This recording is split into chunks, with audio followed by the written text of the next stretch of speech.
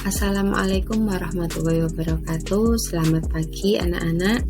Hari ini kita akan belajar bahasa Indonesia, yaitu tentang cara untuk menyimpulkan paragraf. Dalam sebuah paragraf atau sebuah bacaan pasti ada kesimpulannya. Nah, bagaimana cara menyimpulkan sebuah paragraf tersebut? Yuk kita pelajari sama-sama. Yang pertama adalah langsung mengambil kalimat simpulan dalam paragraf.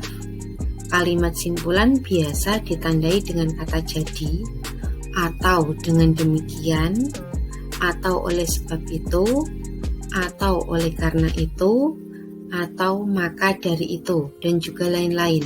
Contoh, coba perhatikan contohnya.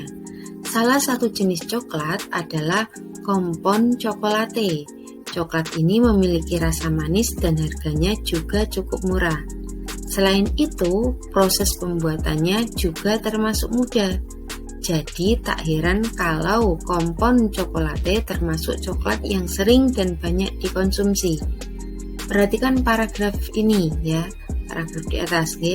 Kalimat diawali dengan kata jadi, yang merupakan kata kunci menentukan simpulan paragraf.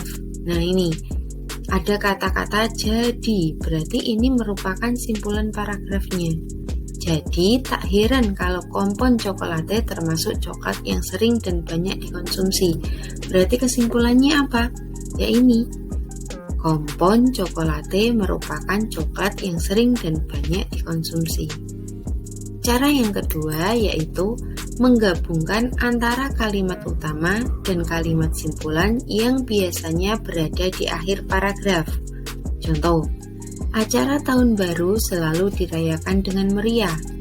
Acara tahun baru tersebut biasanya diselenggarakan di lapangan terbuka dengan menggelar konser dan menyalakan kembang api. Banyak orang-orang datang ke lapangan untuk merayakan tahun baru bersama. Namun kemeriahan tahun baru tersebut tidak diimbangi dengan kesadaran para pengunjung untuk menjaga kebersihan lapangan. Akibatnya, banyak sampah yang tertinggal setelah perayaan tahun baru tersebut. Nah ini, coba perhatikan kalimat pertamanya. Kalimat pertamanya ini merupakan kalimat utama. Acara tahun baru selalu dirayakan dengan meriah. Juga kita tambahkan kesimpulan di akhir paragraf, yaitu akibatnya banyak sampah yang tertinggal setelah perayaan tahun baru tersebut. Jadi bisa kita gabungkan simpulan paragrafnya. Kemeriahan acara tahun baru mengakibatkan lingkungan kotor karena banyak sampah yang tertinggal. Seperti itu. Kemudian cara yang ketiga, mencari sebab akibat atau akibat sebab dalam sebuah paragraf.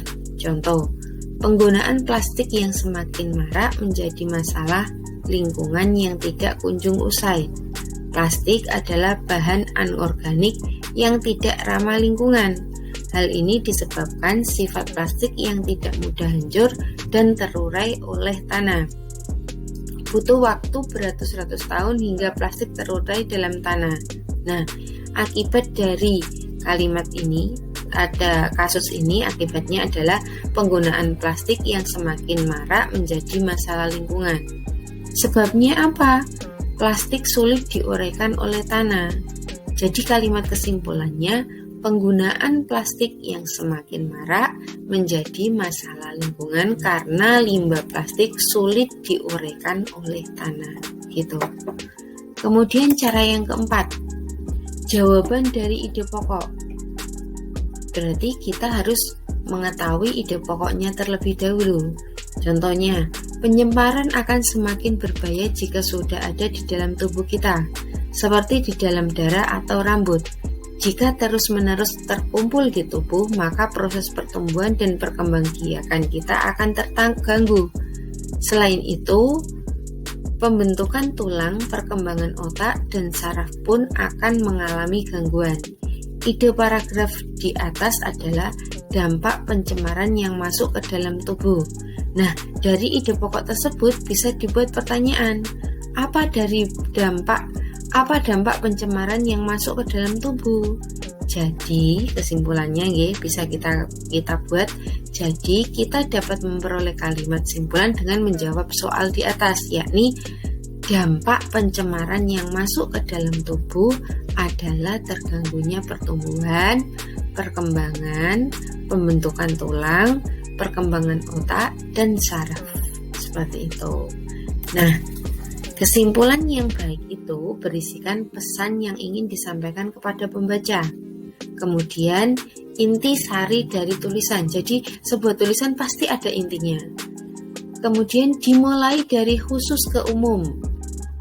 Yang keempat, menggunakan kosakata baku. Yang kelima, suatu pernyataan yang dibuat berdasarkan ide pokok dan kata kunci dari kalimat penjelas dengan kalimat sendiri. Demikian anak-anak, tugasnya adalah yang pertama, sebutkan 4 cara untuk menyimpulkan paragraf. Yang kedua, sebutkan ciri-ciri kesimpulan yang baik. Nah, itu tugasnya 2 saja ya. Kemudian anak-anak selamat belajar, sampai jumpa pada materi selanjutnya. Terima kasih. Wassalamualaikum warahmatullahi wabarakatuh.